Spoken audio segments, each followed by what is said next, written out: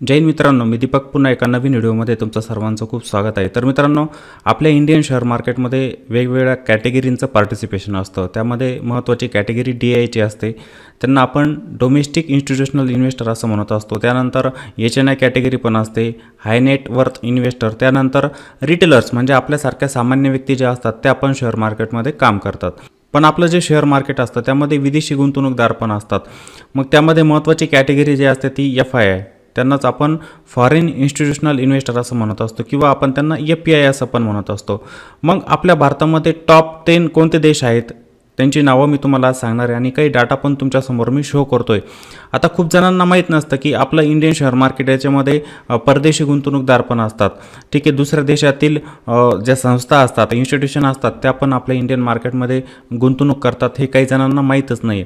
तर मित्रांनो, आपल्या इंडियन मार्केटमध्ये आपल्या DIचं पण पार्टिसिपेशन असतं, आपलं पण असतं, तसेच विदेशी गुंतवणूकदार पण या ठिकाणी असतात। तर मित्रांनो, मग आजच्या व्हिडिओमध्ये आपण हे टॉप 10 देश बघणार आहोत की त्यांचं इंडियन मार्केटमध्ये जास्त इन्व्हेस्टमेंट आहे। ठीक आहे, हा व्हिडिओ फार महत्त्वाचा होणार आहे, त्यामुळे काळजीपूर्वक शेवटपर्यंत तुम्ही सर्वांनी नक्की बघा आणि व्हिडिओ जर आवडला तर त्याला लाईक तरी करत चला आणि छानसे कॉमेंट पण अपेक्षित असते तुमच्याकडून, कारण की खूप जण व्हिडिओला बघतात पण त्यांचं लाईक पण नसतं आणि ते कॉमेंट पण करत नाही व्हिडिओला। ठीक आहे, एक क्रिएटर जो असतो ना त्याच्यासाठी तुम्ही हे नक्की करायचं, एक लाईक करा आणि एक कॉमेंट करा।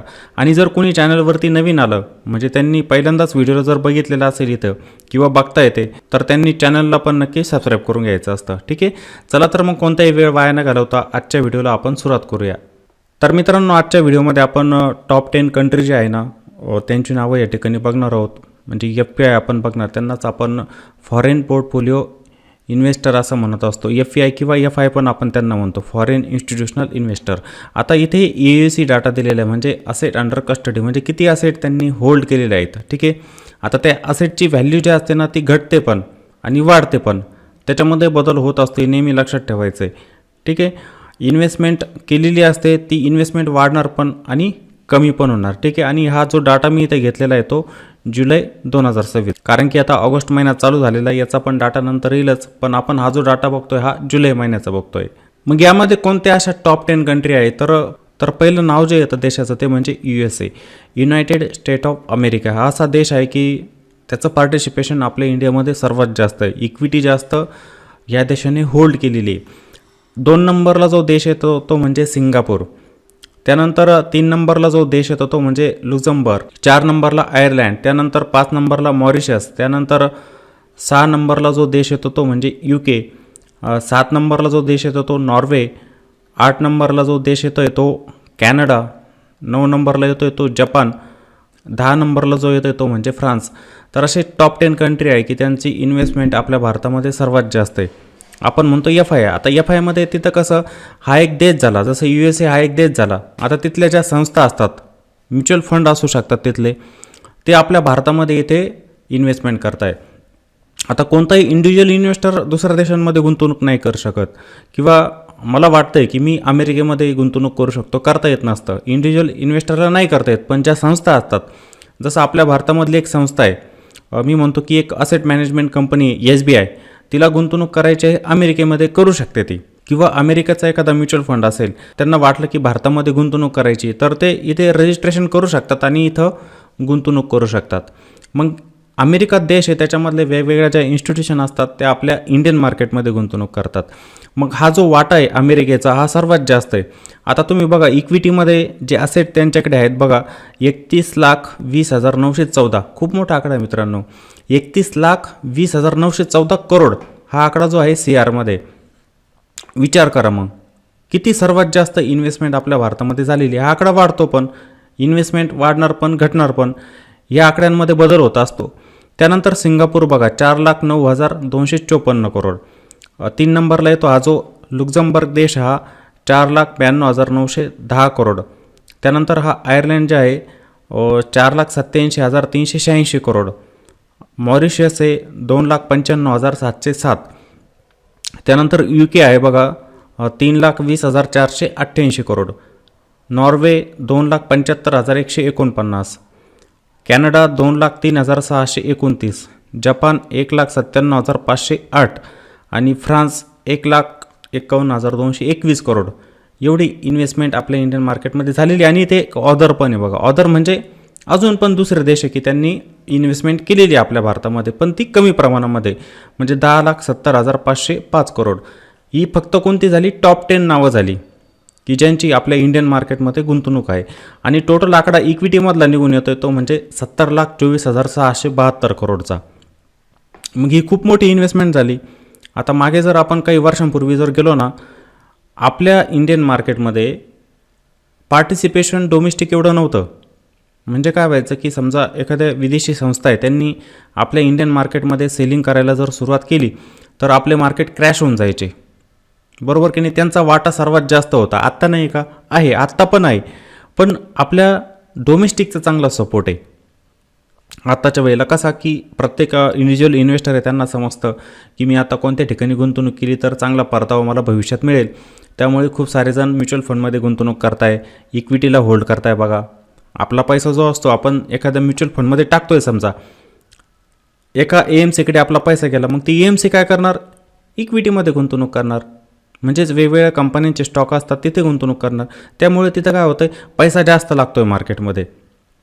मग त्याचा सपोर्ट आपल्या इंडियन मार्केटला मिळतो आहे. नाहीतर काय व्हायचं, पहिले FIने सेलिंग करायला सुरुवात केली, मार्केट क्रॅश, किंवा बाईंग करायला गेली, मार्केट तेजी पकडायचं. आत्ता मार्केट पडतं आहे पण एवढं नाही पडत. आपला डोमेस्टिक सपोर्ट चांगला आहे. आलं का लक्षामध्ये, पार्टिसिपेशन जास्त होतं आहे लोकांचं. पार्टिसिपेशन याचा अर्थ असा नाही की ऑप्शन ट्रेडिंग करणं, लक्षात घ्या, इक्विटीमध्ये गुंतवणूक करणं. अलग लक्षात. नाही तर बहुतेक जण पार्टिसिपेशन म्हणलं की त्यांना आठवतं फक्त ऑप्शन ट्रेडिंगच. तर ऑप्शन ट्रेडिंग नाही, इक्विटीमध्ये केलेली गुंतवणूक. त्यानंतर आता ही कन्सेप्ट माझ्या मते समजलेली असेल तुम्हाला. तर मग बघा, आता डेट कॅटेगरीमध्ये पण FI जास्त ते गुंतवणूक करतं. आता त्यांचा हा रूट असतो, इथं वेगवेगळा दिलेला आहे बघा, डेट VRR, डेट FAR. हा एक रूट असतो की त्या रूटच्या माध्यमातून ते डेट इन्स्ट्रुमेंट म्हणजे आपली गव्हर्नमेंट सिक्युरिटी जी असते ना, तिथे पण जे FI असतात ते गुंतवणूक करत असतात. मग ते हे आकडे दिलेले.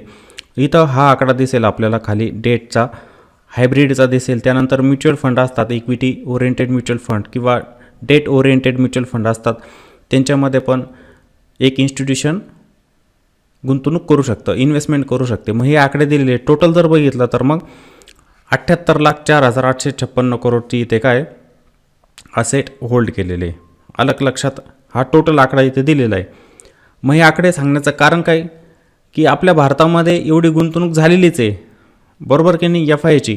पण त्याच्यापेक्षा पण जास्त गुंतवणूक आता आपली DIची होते. म्हणजे पहिलं काय व्हायचं की FIचा आकडा हा मोठा असायचा DIपेक्षा, पण आता उलट झालेलं आहे की DIचा आकडा FIपेक्षा जास्त आहे. म्हणजे आपल्या इंडियन मार्केटमध्ये आता जास्त वर्चस्व डोमेस्टिकचंच आहे. आणि बघा, येणाऱ्या दिवसांमध्ये हे पार्टिसिपेशन वाढलेलं असणार. जसं आता संख्या 4-5% पुढे जाऊन जर ती 10% जर झाली तर अजून लोक इंडियन मार्केटमध्ये इन्व्हेस्ट करत चालतील. अजून इक्विटी फ्लो आपला वाढेल, बरोबर की नाही. गुंतवणूक वाढली, मोठा पैसा तिथे मार्केटमध्ये लागणार. मग जे परदेशी गुंतवणूकदार असतात त्यांनी जर सेलिंग केली, मग तसा सपोर्ट आपल्या इंडियन मार्केटला मिळत असतो. अलग लक्षात तुम्हाला सर्वांना. आता जर तुम्ही बघितलं म्युच्युअल फंडचं EVM म्हणजे असेट अंडर मॅनेजमेंट जर बघितले आपण म्युच्युअल फंडचे, ते जवळजवळ 82 करोडपर्यंत जाऊन पोहोचलेले. 82 करोड म्हणजे 82 लाख करोड, 82 करोड नाही 82 लाख करोडपर्यंत जाऊन पोहोचलेला हा आकडा. लक्षात घ्या मित्रांनो, हा आकडा काही छोटा दिसतोय का तुम्हाला? आपण 1 करोड म्हटले तरी आपल्यासाठी खूप जास्त होतं. हे 82 लाख करोडपर्यंत EVM जाऊन पोहोचलेलं आहे म्युच्युअल फंडचं. म्हणजे पूर्ण जी इंडस्ट्री आहे ना म्युच्युअल फंड, त्यांचं EVM 82 लाख करोडचं झालेलं आहे. मग बघा, हा फार मोठा आकडा आहे. आणि येणाऱ्या दिवसांमध्ये हे पार्टिसिपेशन मार्केटमध्ये वाढत जाईल आणि हे आकडे जास्त येणार.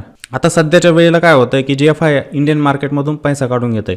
आता येणाऱ्या दिवसांमध्ये जर त्यांनी गुंतवणूक करायला सुरुवात केली आपल्या इंडियन मार्केटमध्ये, तर निश्चितच हा आकडा पण वाढलेला असेल पुढे. म्हणजे काय, इथं FIचं पण पार्टिसिपेशन झालेलं असणार मोठ्या प्रमाणामध्ये. मग हे जे आकडे मी तुम्हाला दाखवतोय ना, हे बदलतात. असं नाही की हे कॉन्स्टंट असतात. मी जर म्हटलं की फ्रान्स आहे हा 10 नंबरला आहे, 5 नंबरला येऊ शकतो, किंवा जपान 9 नंबरला आहे तो 2 नंबरला पण येऊ शकतो. म्हणजे आपल्या इंडियन मार्केटमध्ये कोण जास्त प्रमाणामध्ये गुंतवणूक करतं आहे, असं नाही ना की तेवढंच हिस्सेदारी असणार आहे त्याच्यामध्ये, ती कमी जास्त होऊ शकते. आता इथे USA बघा, एवढं असेट होल्ड करून बसलेलं आहे, इक्विटीमध्ये एवढी गुंतवणूक करून बसलेलं आहे. म्हणजे आपण जर पर्सेंटेजमध्ये जर काढायला गेलं ना, आपण पर्सेंटेजमध्ये पण बघूया एक वेळेला, कॅल्क्युलेशन करून बघू म्हणजे किती टक्के हिस्सेदारी त्यांचीच आहे USAची.